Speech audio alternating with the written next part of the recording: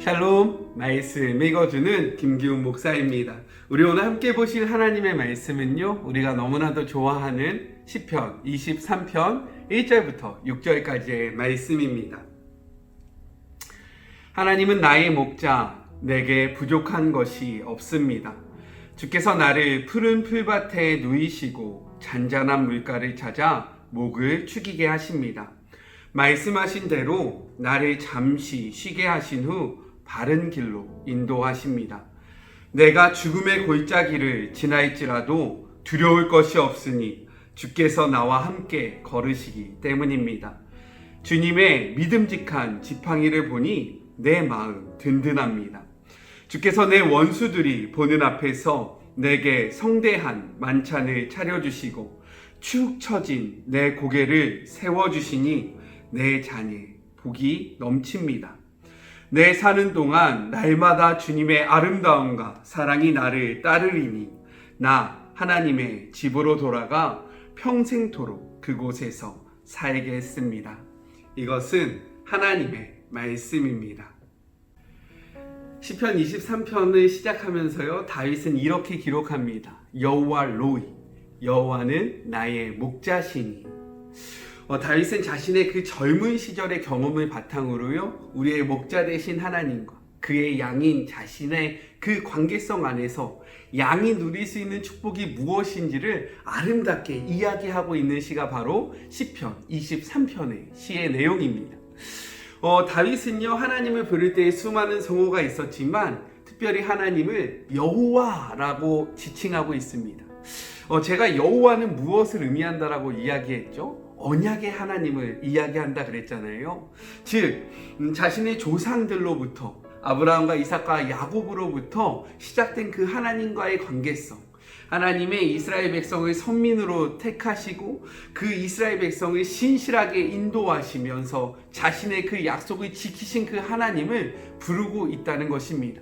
로이에 대해서 좀 생각해 봤으면 좋겠어요. 로이는 목자인데 그 목자가 의미하는 원어적 의미가 무엇이냐면 먹이다, 그리고 돌보다, 양육하다, 다스리다, 관계를 맺다 라는 의미를 갖고 있습니다. 즉 이것은 무엇이냐면 하나님께서 이스라엘 백성을 자신의 그러한 양으로 삼으시고요, 그 백성을 먹이고 돌보고 양육하고 관계를 맺고 계시다라는 것들을 이야기하고 있는 것이에요. 여기에서 제가 하나의 단어를 빠뜨려서 이야기했잖아요. 그것이 무엇이냐면 다스리다 라는 단어인데, 여호와 로이의 이 단어 속에서는요, 다스리다 라는 그러한 개념도 있습니다. 그런데 이 다스리다 라는 개념은요, 무엇을 의미하냐면 철저한 순종을 의미하고 있다라는 거예요. 즉 하나님께서, 우리의 목자 되신 하나님께서 그 양을 다스릴 때 양에게 요구되는 모습이 있는데 그것이 무엇입니까? 자신의 목자를 향한 철저한 순종이라는 것이죠. 왜요? 고대근동 사회에서 그 목축업이 많이 이루어졌는데 그 목자의 인도를 받지 않는 양들의 결과가 어떻게 됐냐? 그들은 맹수에게 찢겨 죽임을 당하거나요, 아니면 길을 잃고 헤매다가 그 뜨거운 햇살 아래서 메말라 죽게 되었다는 것입니다. 이러한 것들을 너무나도 잘 알고 있었던 다윗은요, 하나님과 자신의 관계성을 이야기할 때 여호와는 나의 목자 되시다, 여호와 로이를 이야기하고 있는 거예요. 하나님은 나를 먹이시고 하나님은 나를 돌보시고 나와 인격적인 관계를 맺는 분이지만 하나님은 나를 다스리시는 분이다. 즉 나는 하나님 앞에 철저히 순종합니다 라고 고백하고 있는 그러한 의미가 여호와 로이, 여호와는 나의 목자시다 라는 것입니다. 철저한 순종이 들어가야 되는 거예요. 이 순종은 우리가 하나님을 향해서 해야 하는 것입니다. 또 한번 볼까요? 더 볼까요? 2절에 보면요, 이렇게 기록되어 있어요. 푸른 초장에 누이시며 쉴만한 물가로 인도하시는도다. 이러한 관계성 속에서요, 우리가 누릴 수 있는 축복은 푸른 풀밭에 눕게 되는 거고, 쉴만한 물가로 인도받는 것이 바로 그 양들이 누릴 수 있는 혜택이라는 것입니다. 그런데 원어적 의미로요, 푸른 풀밭은 무엇을 의미하냐면 단순히 풀이 많은 그런 녹색지대를 의미하는 것이 아니라요, 그 광야지대에서 뜨거운 햇살을 피할 수 있는 그늘이 포함된 초목지를 의미하는 단어가 바로 푸른 초장입니다. 이렇게 풀은 많이 나와 있는데 태양볕이 너무 뜨겁다고 생각해 보십시오. 그렇다면 그것은 푸른 초장이 아니라는 거예요.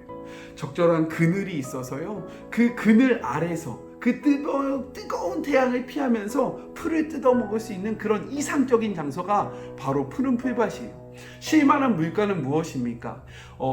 그 짐승들이요, 언제 가장 많이 사냥을 당하는 줄 아십니까? 바로 물을 먹을 때랑 잠을 잘 때예요.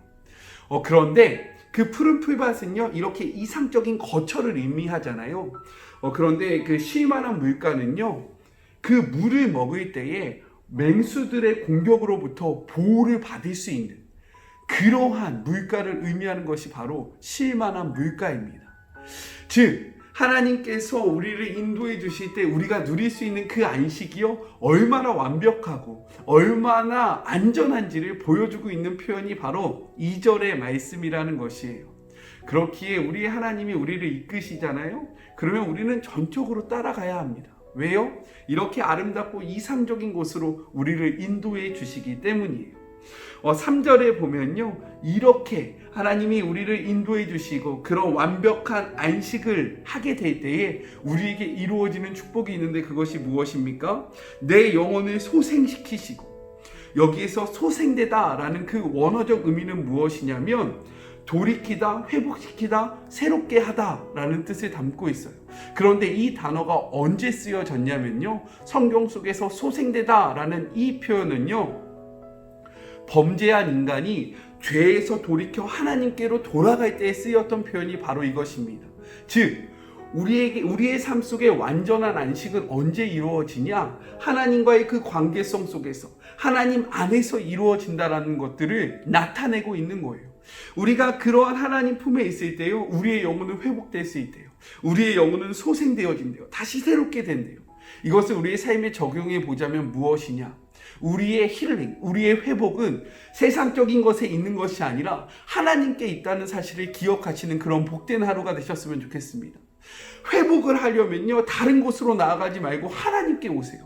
하나님 앞에 올 때에 우리의 삶에 회복이 있는 것입니다. 믿으시죠? 제발 믿으세요. 하나님께 우리의 회복이 있습니다.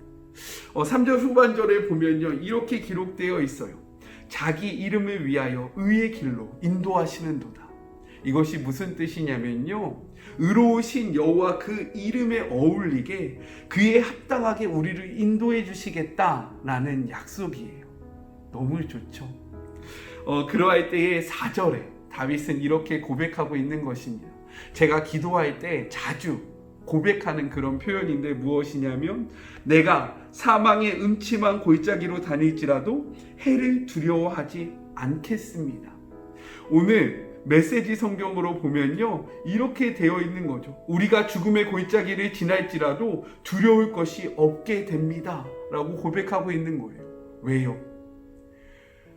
하나님이 우리와 함께 하고 있기 때문에, 하나님이 나와 함께 걷고 있기 때문에, 하나님이 나와 동행하고 있기 때문에 내가 죽음의 골짜기 가는 거 나에겐 문제가 되지 않습니다.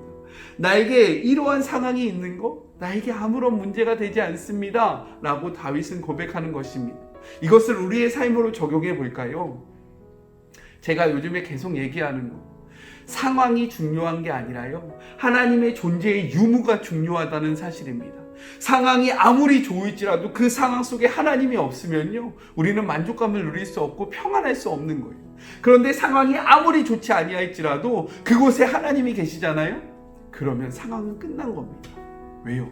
주의 지팡이와 주의 막대기가 나를 바른 길로 인도해주고 상황에서 오는 그러한 모든 문제들로부터 우리를 지켜주고 보호하여 주실 것이기 때문입니다. 하나님을 소유하세요. 이것을 우리의 삶 속에 적용해 보자면요, 지금 이 영상을 보는 주의 자녀들 가운데 사망의 음침한 골짜기를 가는 것과 같은 그런 순간에 계신 분들이 계실 거예요.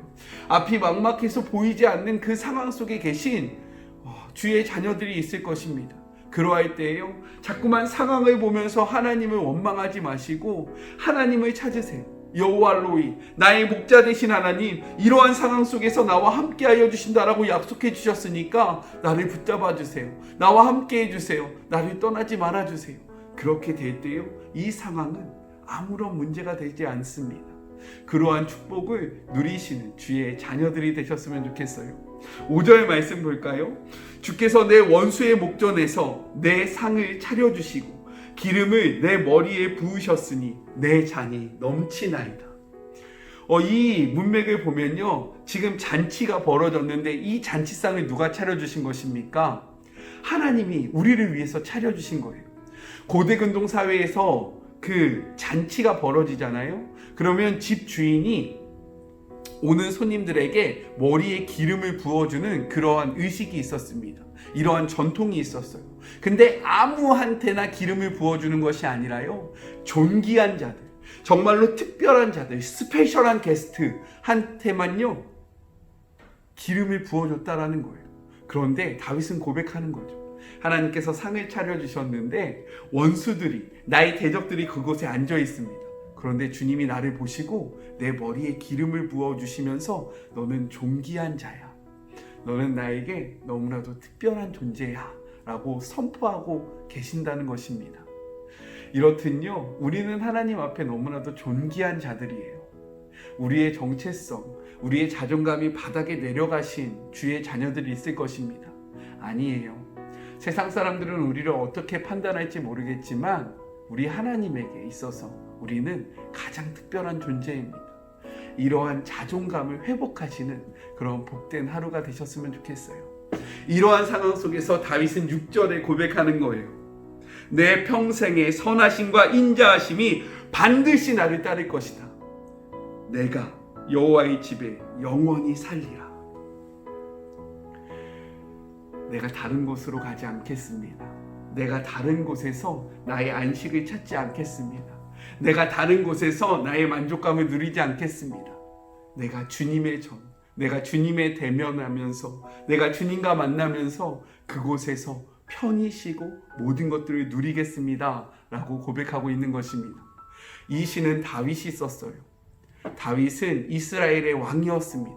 모든 것들을 누렸던 자예요. 그런데 그런 다윗이 고백하는 것입니다.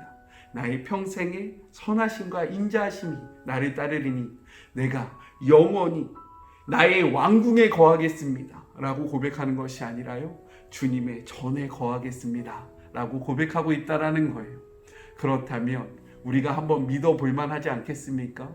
모든 것들을 누렸던 이가 이 모든 것들보다 하나님의 집에 거하는 것이 나에게 복입니다 라고 고백하고 있다면 정말 해볼 만하지 않습니까?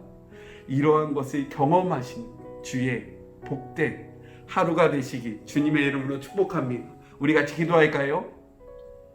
하나님 감사합니다. 시편 23편을 통해서요, 또 이렇게 은혜 주심에 감사합니다. 여호와 로이, 여호와는 나의 목자시니 나에게 부족함이 없습니다. 하나님, 이 고백이 오늘 우리의 삶 속에서, 아니 우리의 평생 속에서 떠나지 않는 그러한 믿음의 고백이 되게 하여 주시고, 우리가 사망의 음침한 골짜기로 다닐지라도 해를 두려워하지 않는 그런 하루가 되게 하시고, 그런 평생이 되게 하여 주시며, 그 이유가 다른 것이 아니라 하나님이 나와 함께 하시기 때문이다 라는 이 믿음의 고백으로 모든 상황 속에서 하나님을 바라보고 하나님으로 만족하는 주의 자녀들 되게 하여 주시옵소서. 간절히 바라고 원하는 것, 우리의 평생에 주님의 집에 거하는 것이 우리가 가장 누릴 수 있는 큰 축복이라는 사실을 잊지 않는 그런 하루가 되기를 소망하오니, 하나님과 동행함으로 우리의 삶의 자리에서 만족감을 누리고 평안함을 누리는 주의 모든 자녀들이 되게 하여 주시옵소서. 주님을 사랑하며 주님과 함께하기를 소망하며 예수님의 이름으로 기도드립니다. 아멘. 오늘 이 시편 23편을 끝으로요, 시편 묵상이 끝났습니다. 내일부터는 하박국서를 함께 묵상할 텐데요, 또 하박국을 통해서 주시는 그 은혜를 마음껏 누리시는 주의 모든 자녀들이 되었으면 좋겠습니다. 여호와 목자, 여호와 로이, 목자 되신 우리의 하나님과 동행하시면서 행복한 하루 되세요. 그럼 저는 또 내일 뵙겠습니다. 사랑하고 주님의 이름으로 축복합니다. 우리 내일 만나요. 안녕.